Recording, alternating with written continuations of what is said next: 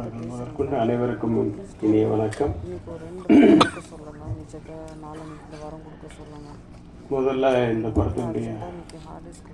படத்தை பற்றி பேசுறதுக்கு முன்னாடி நான் இதுக்கு முன்னாடி மேலே ஏறின அந்த நினைவுகளில் இப்போ ஒரு மாதம் ஆயிடுச்சு. அதுக்குள்ளே என்னுடைய குரு, நான் எங்கே போனாலும் எங்கே பார்த்தாலும் காலை தொட்டு வணங்குற ஆர்பி சௌத்ரி அவர்களையும் பாரதி ராஜா அவர்களையும் இனிமேல் தொட்டு வணங்க முடியாது, மனதளவில் வணங்க வேண்டும். வனிதா சொன்ன மாதிரி கே ராஜன் சார். ஸோ எவ்வளோ மாற்றங்கள் நடக்குது. அதுமாதிரி இப்போ படத்துக்கு வரணும்னா முதல்ல தயாரிப்பாளர்கள் தினேஷ் அவர்கள் நான் அட்வான்ஸ் எனக்கு வீட்டுக்கு கொடுத்தீங்க. அதுக்கப்புறம் நான் பார்க்கவே இல்லை, செட்டில்மெண்ட் ஆயிடுச்சு. தனஞ்சயன் சாரை எனக்கு ஒரு 25 வருஷத்துக்கு முன்னாடி தெரியும், 2000 நினைக்கிறேன். தெனாலி என்னுடைய சொந்த படத்தை முதல் ஒரு ஏரியா அவுட்ரைட் பண்ணார்னா இவர் தான் பண்ணார், ஆடியோ ரைட்ஸ். அன்றைக்கி அவர் அந்த இடத்துல இருந்தார். பாலா சொன்ன மாதிரி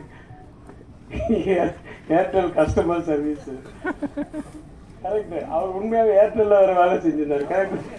ஆமாம், ஏன்னா அது அங்கேருந்து அதுக்கப்புறமா நான் ஒரு சீசனில் பார்த்தா என் ஃப்ரெண்டு பெங்களூர்லேருந்து ஃபோன் பண்ணுறான், இப்போ எனக்கு ஏர்டெல்லில் எனக்கு ஒரு ஃப்ரான்ச்சைஸ் மாதிரி ஏதோ ஒரு இது பண்ணோம், சோலை பண்ணுன்னு ஃப்ரெண்டு.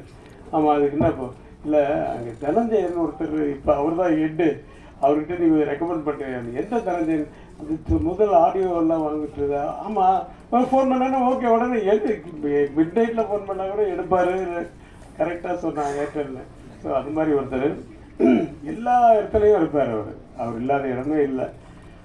ஏன்னா ஆக்சுவலாக வீட்டுக்கு இந்த ஆக்டிவ் ப்ரொடியூசர்ஸ் கவுன்சிலில் இப்போ ஈசி மெம்பரில் நீங்கள் உங்களை போட்டிருக்கோம், நீங்கள் மறுக்காமல் ஓகே சொல்லணும் அப்படின்னு சொல்லி தான் வந்தார். முதல்ல போய் மறுத்து பார்த்தேன். அப்புறமா அவர் ஒய்ஃபோட அவர் வந்துட்டார். சரி, அவர் ரொம்ப டிஸ்டர்ப் பண்ண முடியாது, அவர் தெரிந்து ஒத்துக்கிட்டார். அப்போ தான் சொல்கிறாரு, நீங்கள் இந்த படம் ஒன்று பண்ணுறேன், நான் டைரக்டர் அனுப்புகிறேன், இந்த படத்தில் நீங்கள் ஒரு ரோல் பண்ணோம், ஹீரோவுக்கு அப்பாவா அப்படின்ட்டு. நான் கதை கேட்டுட்டு சொல்கிறேன் சார் அப்படின்னு. அப்புறம் கதை கேட்டு அது ஒரு பெரிய கதை. மகேஷ் வீட்டுக்கு வந்தால் கதை கேட்குறதுக்கு, கதை சொல்கிறதுக்கு. நான் சொன்னேன், என் கேரக்டர் மட்டும் கொஞ்சம் டீட்டெயிலாக சொல்லு, அவுட்லைன் சொன்னால் போதும், எனக்கு ஃபுல் கதைலாம் வேணாம், அவுட்லைன் ஆஃப் த ஸ்டோரி சொல்லு, நான் புரிஞ்சுக்கிறேன், என் கேரக்டர் மட்டும் கொஞ்சம் டீட்டெயிலாக சொல்லு ஆரம்பித்தேன் சார். அது நான் என்ன பண்ணேன், அன்றைக்கி ரூமுக்கு கூப்பிட்டு போகாமல் ஹால்லேயே உட்கார வச்சுட்டேன். சரி, யாரும் வரமாட்டாங்க. சார், அந்த பொண்ணு எப்படிதான் உன்னை நீ இப்படி பயங்கரமா சத்தம் போட்டு பேசணும்னா முதல்ல ஹவுஸ் கீப்பிங் எட்டி பார்த்தாங்க, அதுக்கப்புறம் குக்கு எட்டி பார்த்தாங்க. அப்புறம் 3ஆவது மாடியிலேருந்து என் ஒய்ஃப் வந்துட்டா, என்னங்க ஏதாவது பிரச்சனை ஆகுது? இல்லை ஒன்றும் இல்லை, அவனுக்கு இது தண்ணி காஃபி இல்லை கொடுத்தாச்சு, காஃபி கொடுத்தனால ரொம்ப சூடாக இருக்கான், மோர் கொடு. அப்படி அதாவது ஒவ்வொருத்தருடைய டைலாக்கையும் அவ்வளோ சத்தம் போட்டு பேசுவாப்புல. கொஞ்ச நேரத்தில் அவன் போனதுக்கப்புறம் ஒரு 2-3 நாள் கழிச்சு ஒருத்தர் வீட்டில் இந்த படத்தில் அடிக்கணும். அவன் தெரியும், அந்த அப்பா கேரக்டர் தானே சார், அந்த அவங்கவுங்க கதையை சொல்ல ஆரம்பிச்சிட்டாங்க எங்கள் வீட்டில். ஸோ வீட்டில் இருக்க அத்தனை பேருக்கு கதை தெரியும். அந்த அளவுக்கு சத்தமாக பேசக்கூடிய ஆள். ஈவன் ஒவ்வொரு ஷாட்டுக்கு கூட நான் இந்த ஷாட்டை பற்றி சொல்லுப்பா அப்படின்னா அந்த சில பேர் இருப்பாங்க, ரகுவரன் மாதிரி. முன்னாடி என்ன நடந்தது, பின்னாடி என்ன நடக்க போகுது, முதல்ல என்னன்னு டைட்டிலேருந்து பிகினிலேருந்து சொல்லணும் எல்லாமே.